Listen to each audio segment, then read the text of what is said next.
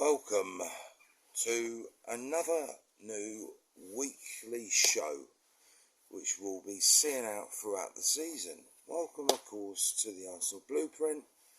Now I'm going to start asking you to please hit that subscribe button and like for me. As you know, things will start manoeuvring in the subscriber list, hopefully growing. To complement my other channel, which has just under 4,000 subs. But I want this channel to grow organically, naturally. I don't like asking for subs, but we're doing lots of fun things this season with you and me. And got my bins on today because it's not really very sunny here in England, where I live today, but I was up last night watching the old Arsenal. That's right. And welcome today to Who's Welcome in the Garden of Edu, and who this week is invited to his barbecue. Let's begin. Only 5 people are allowed at Edu's barbecue per week. Because we have the new 5 substitution rule. I thought, well, you know, when Vedu's got to have anyone round, it's going to be them 5 magic people who make the difference. Now, they might not all be subs. They might have started the game and finished the game. Right? So, let's start with the result last night. Yeah! I'm one of them dickhead Arsenal fans who, yeah, we're going to win the league. God, do you know what I mean? You know when other fans are really upset when you've played well, and the fan base is happy when, you know, you've got fans of all sorts of clubs throwing as much banter and muck and crap and horse manure at you, just for being happy because your team's played well. Yes, Arsenal 4, Chelsea 0. And I watched Thomas Tuchel's tactical Tommy's press conference, and fair play to Mr. Tuchel. He was very honest, and if I was Mr. Bowley, which I'm not, which I was, wish I had his bank account actually balance, but I don't. But that's for another day, maybe one day. You never know, I might win the Euro Millions. But the likelihood of that's very little. So I'm just going to put myself in Bowley's position for a minute. Listen to your manager, mate, because if you don't, a Champions League spot will open up, and that will be Chelsea's, because they might have signed Raheem Sterling, they might have signed Koulibaly, and they might have Jules Koundé coming in, they might not. Let's hope Barcelona's get him, eh? Barca, that'll be number 2 that Barca have done Chelsea on. And they signed Christensen on a free. Chelsea ain't having a great summer, are they? And I called Terry, flew us out on the football terrace after the game, saying, oh, scary Chelsea. Chelsea scare me. That's right, Terry. Chelsea scared me in last night's game. And how crap they were. They'll probably hit the ground running and kick our ass in the league now. I said that. But, do you know what? I said before the game, I said, I don't know whether it's because we won back-to-back games at Stamford. I'm really not scared of Chelsea anymore. Even when Roman was still the the owner, I haven't been scared of Chelsea for a while. I mean, they won the European Cup, obviously, season 4 last, and they came and, you know, they just signed the missing piece in Romelu Lukaku, and he did things to Pablo Mari in that game that are X-rated. X-rated. He dismembered Pablo Mari that day. He did things to him that weren't legal on a football pitch. He should have been arrested, Lukaku, for what he did to Pablo Mari that day. Pablo Mari went missing for 6 months, got some therapy, and he came back. He's back with his slick hair and all that. He's looking dapper. And he's one of the players I think we're looking to move on, to be honest. But, Mari is a steady Eddie. And, of course, he's got that left peg, which Mikel Arteta seems to like, This is not normally going to be as long as this, and I'm talking all over the shop at the moment. I'm talking shop. Yes, that's right. We do need to get rid of some players, but they're not going to be sat around the Edu's weekly barbecue. Yeah, all right, Edu. We'll get. I know the weather ain't great. We'll fire it up in a bit. Gaspar, hang on, Mr. Invincible. That's right. So, who from last night? Right, straight away. Hallelujah, hallelujah, hallelujah. Gabriel Jesus is number 1 man of the match, and led the line, led the press. He is, in the words of Pep Guardiola, he is the best high-pressing centre forward on planet Earth. And you know what? He's right. Pep was right. Funny that, isn't it, that Pep was right? He is... have you seen the size of his legs and the muscles? They are like... I'm a big bloke and I've worked out over the years, but man, his leg muscles, bruv. He is a machine. He's a point to prove. And he is, I'm going to hashtag Adam McCullough. So if you ever watch this, McCullough, I doubt you will, but he's someone, idiot Manchester United fan, who thinks he's laughing at the signing and, laughing that Arsenal fans are happy.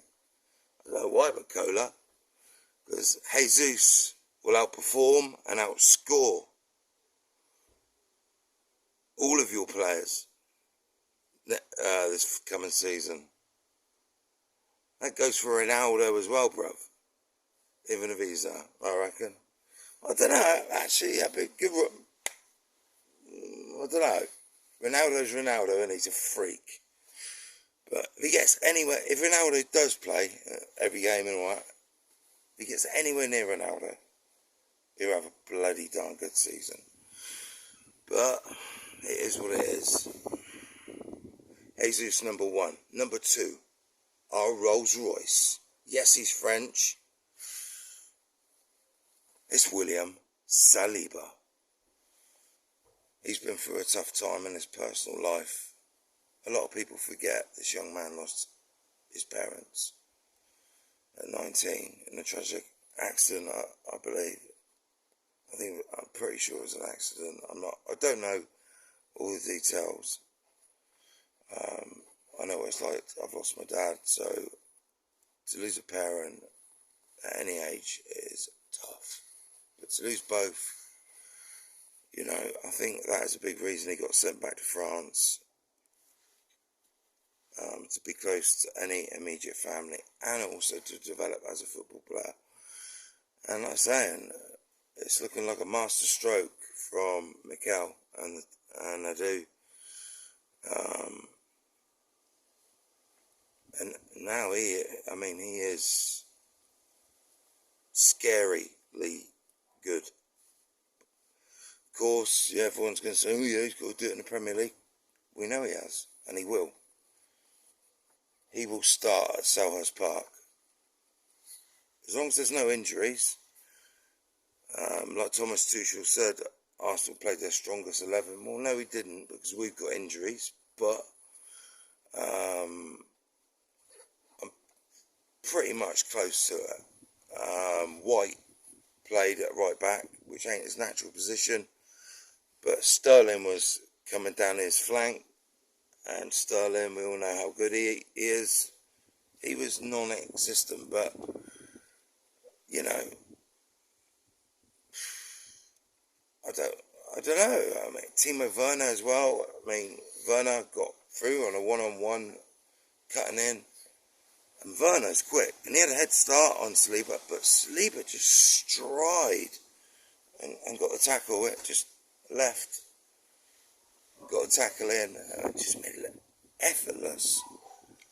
He's one of them players that is 10 times quicker than maybe he looks or it seems. He just catches you up. I was saying, he reminds me of a young Rio Ferdinand. Just makes the game look easy, effortless, deceptively quick, highly, highly talented with the ball, his vision. He is everything you want in a modern day centre-back. And him partnering up with big Brazilian Gabriel, they're both staggering 6'4" each. Saliba was 6'3", but now he's grown an inch. He is 6'4" as well. They're very big, intimidating defenders. And, you know, what more can you ask for? You know, you've got £50 million Ben White. I've got to be honest, White's great cover. But I think a new position needs to be found for him. For the big games in the Premier League and in Europe, really big games. As for me, when it's a big game, it's Saliba and Gabriel Magalhaes.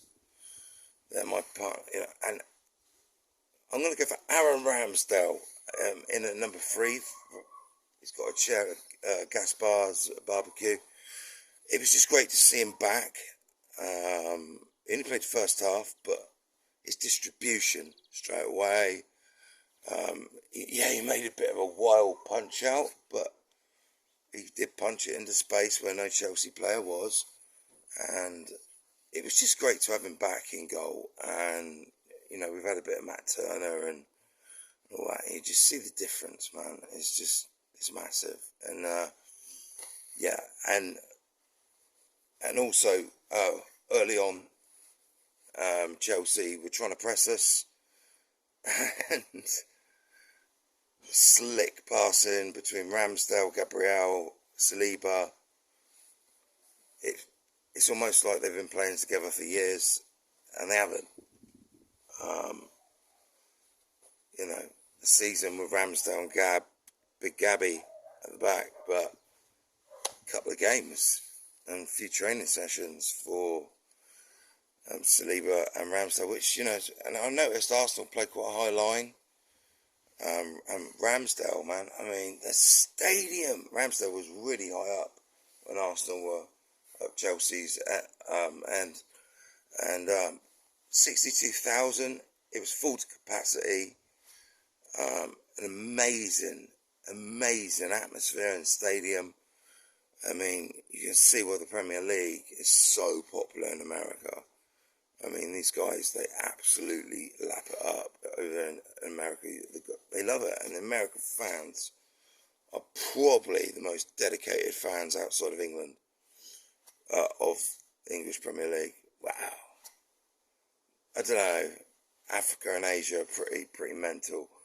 But the American fan base is taken over as one of our biggest and most popular fan bases, and they're just, you know, just like we're in Nigeria, they're crazy for us, and it's great to see. So that's 3. I'm gonna say Martinelli. Martinelli worked his socks off. It was a threat all night. And he just looked so lively. And I know we're saying, oh, we need, a winger and all that. I would love Leroy Sané to come in, or someone of that ilk. I talk of Cody Gakpo, whatever. I didn't talk of Jared Bowen. I'm not quite sure where that one's going. He would cost a fortune. English tax and all that. So no. I'd rather spend the money in the middle on a Tillemans, and get some cover at right back, man. Because for me, Cedric, great cross for Sambi Lokonga's header. But defensively, I think he can be got at, and that would give Saliba extra work to do. Which, and then it would, negate all the good work Saliba does. He needs a strong partner there. And I just can't wait for Tomiyasu to be back. And really, Tomiyasu and Saliba, what a partnership that will be on the right side of our defence. And number 5, I'll give it to the captain, Martin Odegaard, for the captain's performance. And a fantastic goal. And for me, Odegaard has to do that more often. He has to start hitting the back of the net, because we're saying we need to sign a midfielder that scores goals. How about Martin chips in with 15? I don't know how many he got last season. I'm not quite sure, but it wasn't enough. And he was doing a bit of it last night again. I thought, have a shot, and then he finally took a shot, and wow. Caught Mendy out, he took it early, but what? If you get a chance to see the goal, check it out, check all the goals out. Because there's 4 of them, and they were all fantastic goals. Saka's was fantastic, maybe slightly offside, I'm not quite sure. But, Jesus's was just brilliant, because he's one-on-one, and Mendy, apart from Alisson, is probably the most intimidating goalkeeper. I've seen Alisson in the flesh. He's a big, intimidating keeper, but Mendy's got to be right up there as well. And he's not faced to it. Jesus one-on-one, like Lacazette, dreadful one-on-one. Didn't trust him at all.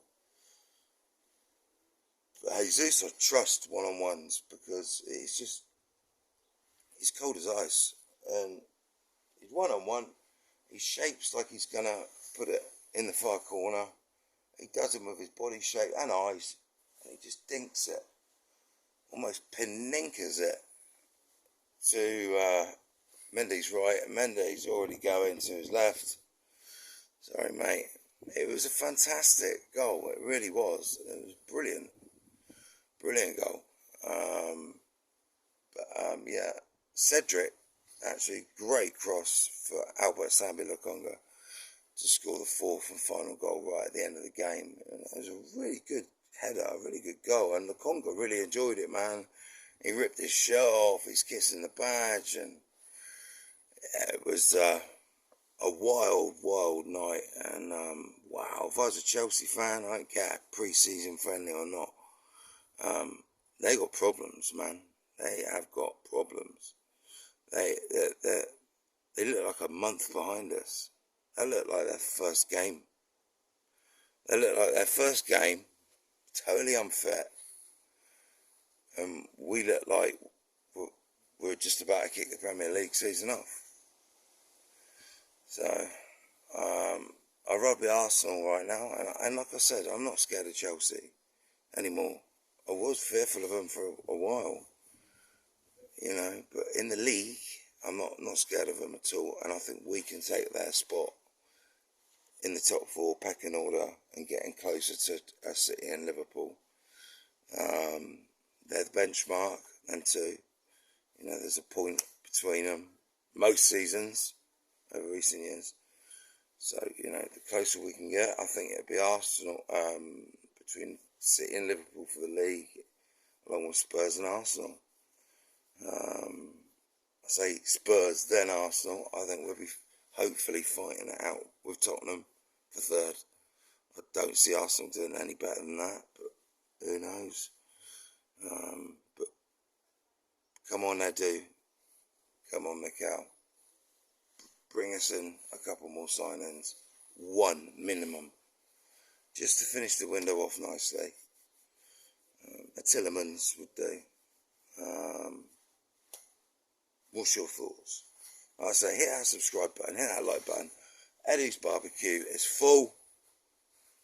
Until next time, until we play Seville in the Emirates Cup, you will see who's at Edu's homecoming barbecue. Laters. And laters losers, Chelsea. I love it when the shittest club in London lose. Bye-bye, Chelsea.